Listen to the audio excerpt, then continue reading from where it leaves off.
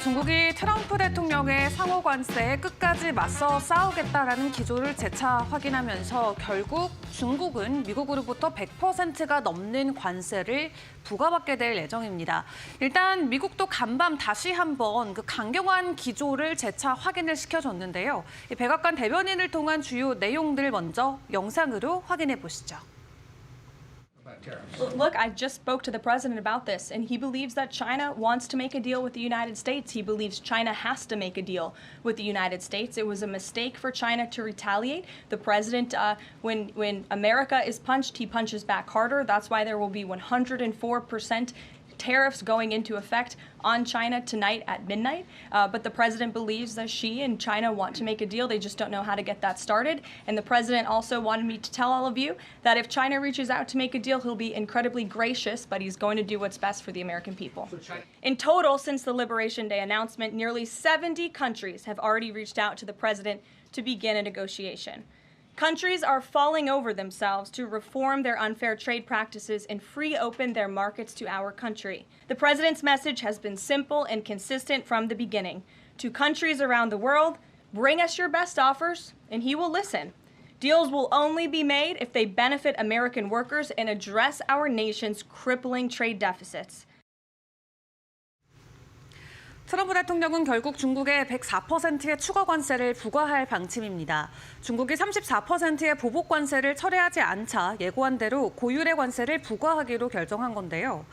트럼프 대통령이 취임하기 전에 미국이 중국에 부과했던 평균 관세율이 20%인데 마약 문제를 이유로 10%포인트씩 두 번에 걸쳐서 관세율을 추가했었습니다.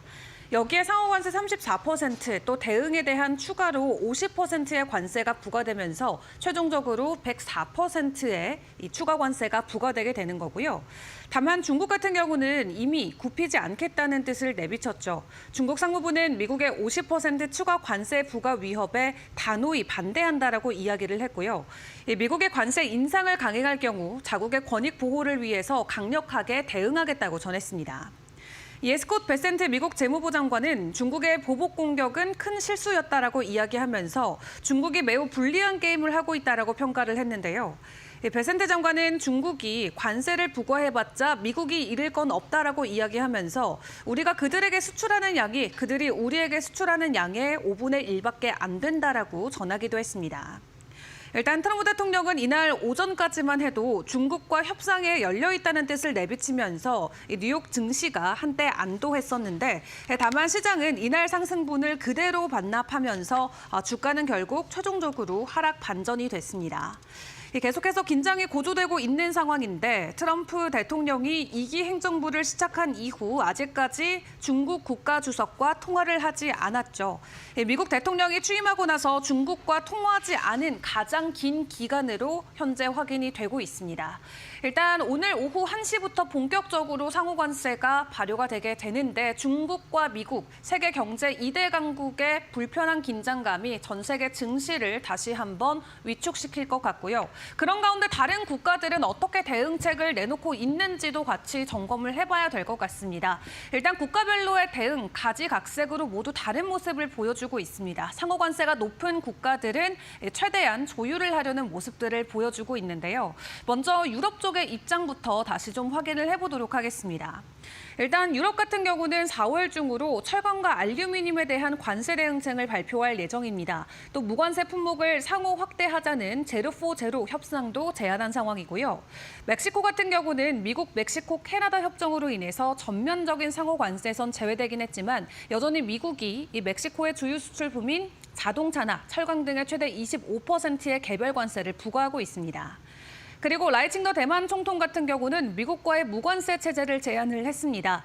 대만은 상호관세를 부과하지 않을 것이라고 말했는데 대신 미국의 수입을 늘리고 비관세 장벽을 제거하면서 이 미국과 더욱더 친밀한 관계를 유지할 것으로 보여지고요. 그런 가운데 트럼프 대통령의 상호관세에 있어서 수혜를 볼 수 있는 국가들도 최근에는 주목을 받고 있습니다. 대표적으로는 브라질이나 인도, 터키, 싱가포르 등이 있겠죠. 우선 브라질 같은 경우는 10%의 가장 낮은 상호관세가 부과가 됩니다. 특히 중국의 미국 농산물에 대한 보복관세가 시행되면 브라질은 상대적으로 수출 여건이 좋아질 수밖에 없겠고요. 그리고 모로코나 이집트, 터키, 싱가포르 등 미국과의 무역에서 적자를 기록하고 있는 나라들도 상대적으로 10%의 낮은 관세에 기회가 생겼습니다. 이들 국가는 베트남과 방글라데시처럼 막대한 대미 무역 흑자로 이번에 상호 관세 타격을 입은 나라들의 어려움에서 기회를 찾을 전망이고요. 또 미국은 이집트에만 관세를 부과하지 않았는데 이는 이집트에게 상당한 성장 기회가 될 것으로 보여집니다. 이집트 선유 산업이 지금 중국이나 방글라데시, 베트남과 계속해서 경쟁을 해오던 상황인데 과연 시장의 판도가 바뀔 수 있을지 다른 국가들의 움직임도 계속해서 체크를 해보는 게 좋겠습니다. 일단 이렇게 국가별로 상황도 또 대응 방향도 모두 다른 상황인데요. 일단 트럼프 대통령과 행정부의 입장은 확실합니다. 단기 관세 면제 일단은 어렵다라는 입장을 다시 한번 재차 확인을 시켜줬는데 일단 오늘 1시부터 진행되는 관세 발효 이후 다른 국가들의 더 적극적인 움직임이 나올 수 있을지 같이 지켜보도록 하겠습니다. 그런 가운데 현재 월가에서는 계속해서 우려감이 높아지고 있습니다. 미국의 경기 침체 가능성 기존 20%에서 30%대로 올라갔다가 이제는 무려 60%까지 올라가면서 사실상 올 한 해 미국의 경제가 쉽지 않을 것이라는 전망이 더욱더 강해지고 있는 상황인데요. 간밤 월가 여러 곳을 통해서 다시 한번 미국 경기 침체에 대한 가능성이 제기가 됐습니다. 일단 모건 스탠리 같은 경우는 미국의 개인 소비 지출 증가율 전망치를 기존보다 1%포인트 높은 3.4%로 상향 조정하면서 고물가 압력이 예상보다 클 수 있다라고 진단을 했습니다. 모건 스탠리는 관세로 인한 불확실성이 기업 신뢰와 고용에 부담을 주고 실업률 상승을 유발하고 있다라고 전했는데요. JP모건 같은 경우도 유사한 우려를 제기를 했습니다. 관세 인상이 세계 경기 침체를 유발할 수 있다라고 이야기하면서 특히 미국의 2025년 GDP가 마이너스 0.3%까지 위축될 수 있다라고 내다봤고요. 또 경기 침체 확률을 무려 60%까지 상향 조정을 했습니다. 다만 JP모건은 규제 기반의 안정적인 수익 구조를 갖춘 유틸리티 업종은 관세의 직접적인 충격에서 비교적 안전할 것이라고 전망을 했는데요.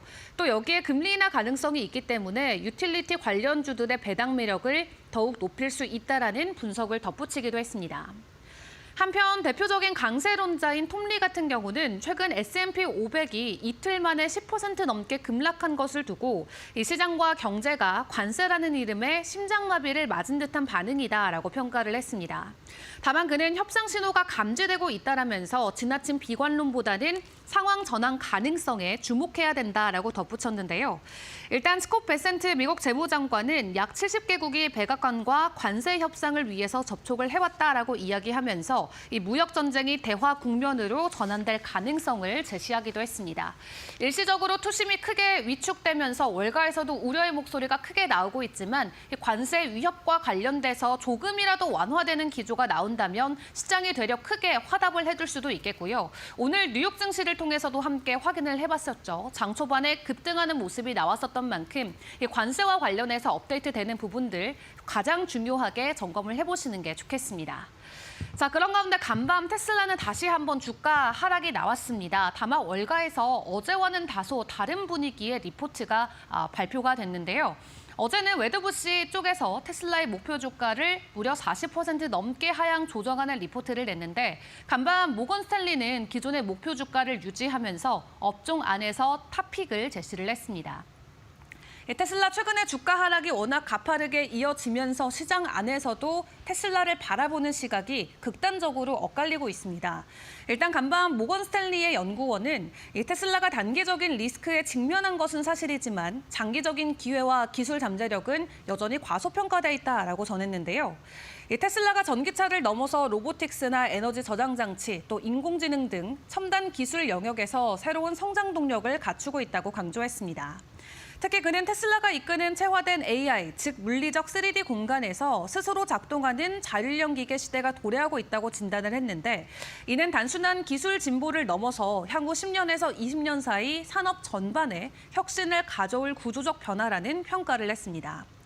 이러한 평가와 함께 일단 테슬라에 대한 비중 확대 의견과 목표 주가는 410달러 선을 유지를 했고요. 최우선 추천 종목으로 선정을 하기도 했는데 물론 최근에는 시장의 혼란이 좀 가중되면서 지정학적 리스크까지 더해지자 일단 테슬라는 정치적인 변수와 가장 밀접한 종목이니만큼 주가 변동성은 어쩔 수 없었다라고 이야기를 남기기도 했습니다. 다만 어제 같은 경우는 웨드부시의 댄 아이브스 전문가가 테슬라 목표 주가를 기존 대비 43% 하향 조정하면서 315달러 선의 목표 주가를 제시한 바가 있습니다.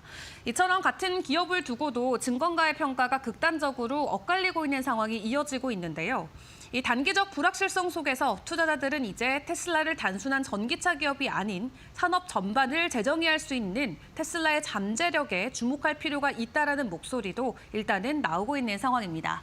간밤 추가적인 상승을 보여주진 못한 채 주가 하락이 다시 한 차례 나왔는데 내일은 좀 반전된 상황이 나와줄 수 있을지 같이 기다려보도록 하겠습니다.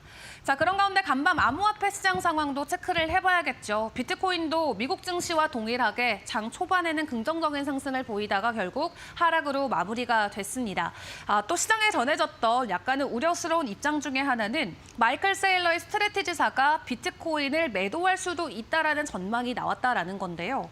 최근 비트코인의 가격 하락과 함께 50만 개의 비트코인을 들고 있는 스트래티지사가 만약 금융적으로 어려움을 겪게 된다면 어쩔 수 없이 보유하고 있는 비트코인의 물량을 팔 수밖에 없다라는 주장이 이 시장에서 제기가 됐습니다. 만약 그런 일이 일어나게 된다면 가장 큰 기관으로 자리매김하고 있는 스트래티지사의 비트코인의 매도 소식은 시장에 추가적인 충격으로 다가올 수가 있겠는데요. 일단은 그 어느 때보다도 매크로 지표에 민감하게 반응하고 있는 코인 시장이기 때문에 추가적인 소식들도 매일 저희와 함께 점검을 해보시는 게 중요할 것 같습니다. 지금까지 주요 내용 함께 확인해봤습니다. 머스노 5 시간이었습니다.